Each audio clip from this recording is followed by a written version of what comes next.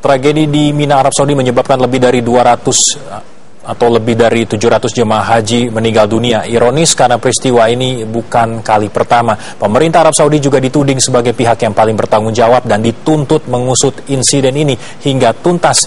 Sejauh mana sebenarnya keseriusan pemerintah Arab Saudi dalam melakukan investigasi terhadap tragedi Mina? Bersama dengan kami saat ini di studio hadir Wakil Ketua Komisi 8 DPR Abdul Malik Haramain maksud kami. Selamat malam Pak Malik. Selamat malam. Kita juga nanti atau saat ini tepatnya sudah tersambung melalui telepon dengan HM Samsul Hidayat Sulaiman, pimpinan rombongan Kloter 36 Surabaya. Selamat malam Pak Hidayat. Ya, halo. Iya, Assalamualaikum Pak. Waalaikumsalam. Iya Pak, Anda saat ini berada di Arab Saudi, tentunya sudah memantau bagaimana perkembangan terkini. Adakah anggota dari rombongan Anda juga salah satu yang sampai sekarang terpisah misalnya atau tidak diketahui keberadaannya? Anggota rombongan saya yang belum kembali itu 3 orang. 3 orang Pak? Atas nama Pak Mulyono bin Demo, terus Siti Asia binti Taijan, yang satunya lagi Junaidi bin Syahrudin. Itu semuanya dari rombongan 5 Kloter 36 SQB. Sudah berapa lama tepatnya tidak diketahui keberadaan, tidak diketahui kabarnya Pak? Ya waktu tragedi itu kemarin kan di sana. 3 ada teman juga kan kita terpisah, ada teman yang melihat beliaunya ini sudah begitu terlihat kepalanya, sebentar lagi sudah nggak terlihat, sudah tertumpuk. Ada upaya untuk bisa mencari Pak keberadaan 3 orang ini? Misalnya datang ke rumah sakit? Saya sudah lapor ke PPIH, ke Dagar, sampai sekarang belum ada jawaban. Baik. Tapi Anda sudah melaporkan ya Pak ya soal ini? Ya sudah melaporkan. Sudah memberi kabar juga kepada pihak keluarga Pak? Iya sudah memberikan kabar kepada pihak keluarga juga sudah. Untuk posisi rombongan yang Anda pimpin Pak saat kejadian berlangsung berada di mana saat itu? Ya berada di lokasi itu. Kan di Jalan 204 Pak? 204. Kita itu tidak sebenarnya kan seharusnya nggak jalan lewat situ loh. Iya. Kita memang dialihkan oleh tentara itu lewat situ, justru jalan kita yang lurus itu jalan itu dikosongkan. Alasan pengalihan apa Pak? Padahal di situ sudah penumpukan manusia sudah berjubel nggak karuan, ini masih masuk terus. Ya, Anda sudah tahu apa menjadi alasan dari pengalihan sampai akhirnya Anda tidak bisa melewati jalur yang biasa? Waktu itu saya nggak tahu, tahu-tahunya kan baru berita ini katanya mau ada putra mahkota yang mau lewat. Informasi ini Anda dapat dari mana? Dari media atau mungkin ada dari teman-teman dari media itu, ada jemaah haji juga yang melihat langsung ada peristiwa seperti itu? Iya, saya bukan melihatnya itu, kan saya sendiri kan waktu di lokasi. Bahkan jamaah saya yang selamat itu masuk ke kamp itu, ke yang di dekatnya Jamorat itu kan ada tenda-tenda para jamaah itu masuk ke situ. Setelah keluar sudah mayat bertumpukan.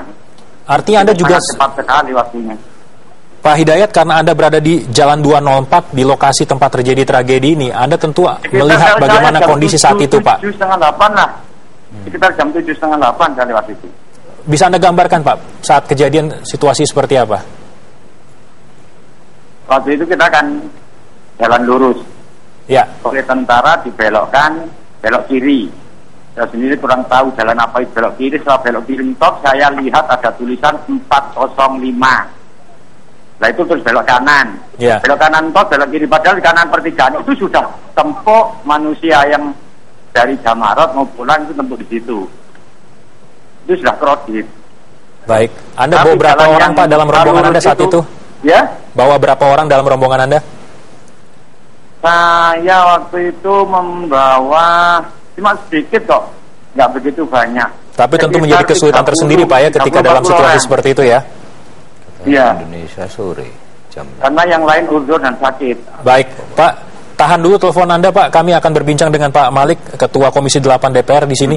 Pak Malik, ada catatan sebetulnya yang tadi seperti yang disampaikan oleh salah satu pimpinan rombongan kita.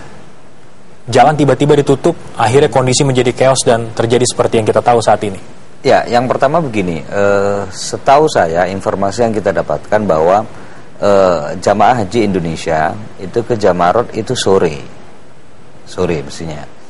Dan waktu itu tegas dilarang bepergian pagi, karena pagi itu slot time untuk negara Mesir, kemudian Afrika.